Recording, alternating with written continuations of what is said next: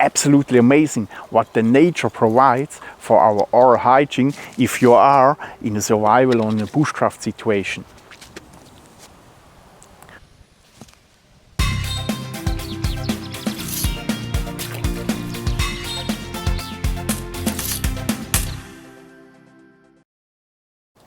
Hello YouTube! Welcome to another Swiss Army knife project video. In the last video I presented you my bushcraft toothbrush 2.0. This is the next level of the classic bushcraft toothbrush you know from countless YouTube videos and survival books. This bushcraft toothbrush 2.0 is made from willow bark bristles, and on top it has an ergonomic willow wood handle. Today I want to present you a recipe for a bushcraft toothpaste on a new level. All of the needed ingredients for my bushcraft toothpaste I could find here in the local forest. So my aim was to create a recipe for a bushcraft toothpaste which you can do somewhere in a forest from scratch. The most of the recipes I could find in the internet for homemade toothpaste are based on coconut oil, but here in Switzerland it's quite hard to find the coconut in the forest. So the only 100% forest-made bushcraft toothpaste I could find so far was charcoal powder. But with charcoal powder you have to be very careful, especially if you use the toothpaste for several days. The problem is, if the charcoal powder is too coarse, your toothpaste will be too aggressive for the protective enamel layer on your teeth and can destroy it. Later in this video I will show you a trick how you can produce super fine charcoal powder, let's say charcoal dust. And I will show you an alternative way how you can get super fine microscopic small abrasive grains from a common plant to clean your teeth. But before we start to collect the needed plants and material, I want to tell you something about the 4 properties a good bushcraft toothpaste or a good toothpaste in general needs to have. First of all, a toothpaste needs to have a fine, a very mild abrasive effect to remove the plaque on your teeth. The second point is that a toothpaste needs disinfecting substances. These substances has to kill the bacteria in your mouth and on your tongue, and these substances has to reduce the inflammation to calm irritated gums. The third property is the toothpaste should have a nice flavor to refresh your mouth, that you get a fresh breath. The fourth and last property of a standard toothpaste is that it should have substances which remineralize the teeth enamel and make it hard again. This is the reason why many toothpastes has fluoride inside. But to be honest, I have no idea how I can find a substance which can do this. So this step is hard to achieve with the bushcraft toothpaste. Now it's super important for me to make clear that I'm not a dentist. So if you know another property a toothpaste should have, or if you know a substitute for fluoride, please let me know in the comment section below. Now we defined 3 properties our bushcraft toothpaste should have. This is a mild abrasive, this is disinfecting, and this is a fresh taste. Next step is to walk through the forest and I'll show you the plants I have in mind, the plants and the materials I have in my mind with which we can achieve these 3 properties. Let's start with the abrasive substances which clean the teeth mechanically. And for that I have 2 ideas. Idea number 1 is sifted charcoal powder.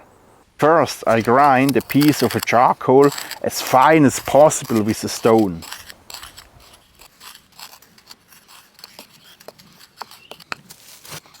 But the particles I get with this method are too coarse. My idea is to sifting the charcoal through a piece of a t-shirt fabric. Like this I can remove the large rough pieces.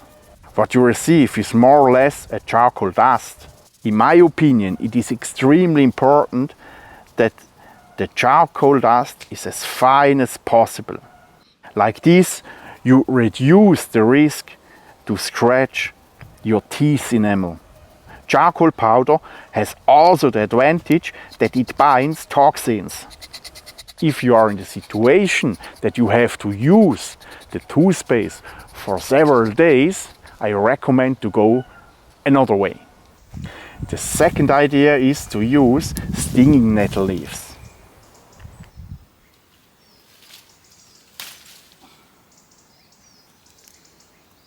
In my opinion, it's the best way to collect some fresh stinging nettle leaves, then let them dry, and now crumble them into fine powder, as fine as possible.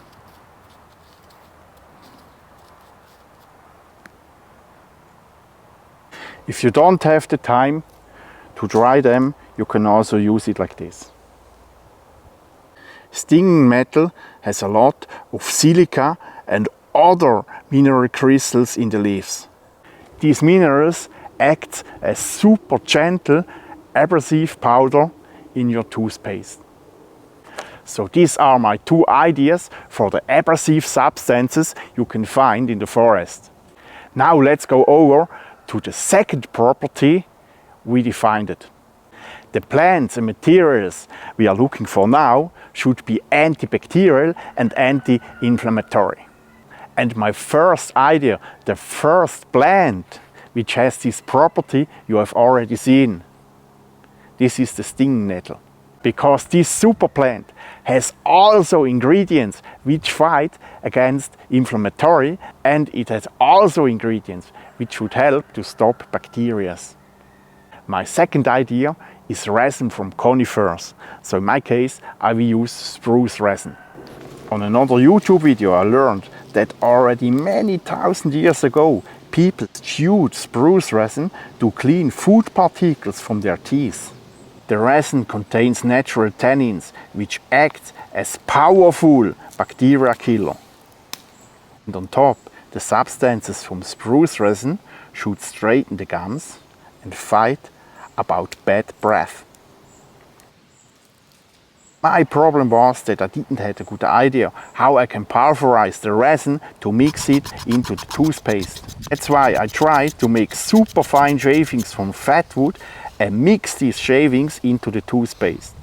By testing it, I found out that the spite into my mouth dissolved the resin out of the wood, and that works fantastic.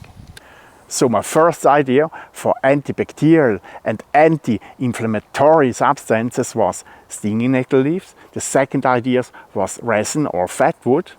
And my third idea is birch leaves. The saponins inside birch leaves and other active compounds can help fight against bacteria and reduce inflammation. And maybe birch leaves also have a slight foaming effect like regular toothpaste. That's why I also mixed birch leaves into my bushcraft toothpaste. Now let's go over to the third category we defined. And these are the plants and materials which are responsible for the nice flavor. Charcoal, resin and many plants has a harsh, bitter taste we don't use to. To give our bushcraft toothpaste a good flavor, or at least an acceptable flavor, we need some plants with a flavor we like. And my first idea is of course peppermint. So peppermint is in my opinion the best choice for that classic fresh feeling we want to achieve in our mouth. Another idea is oregano. This herb has a wonderful aromatic flavor, and it's also known to have strong antibacterial and antifungal benefits. Another plant I find was wild thyme. This herb gives also a great aroma, and it helps to fight against bacteria.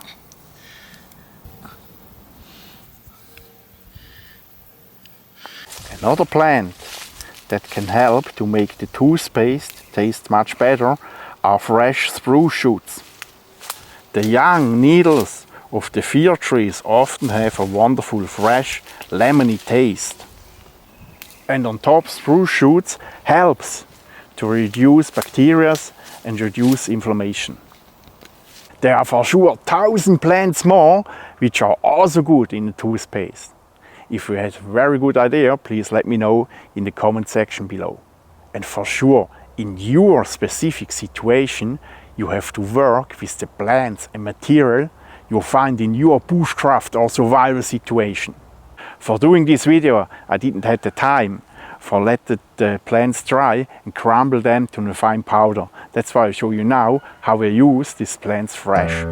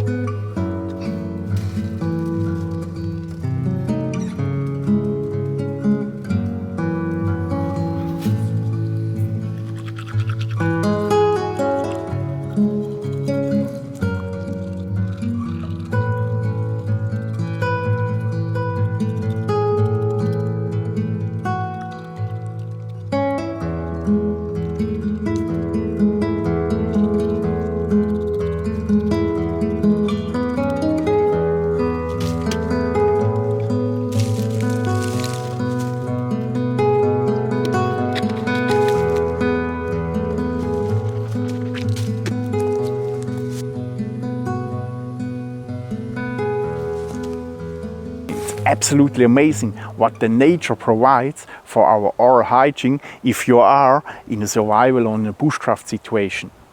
So my friends, that's it for today. I hope this was an interesting video for you. Thanks a lot for watching and see you in maybe 3 weeks. Ciao!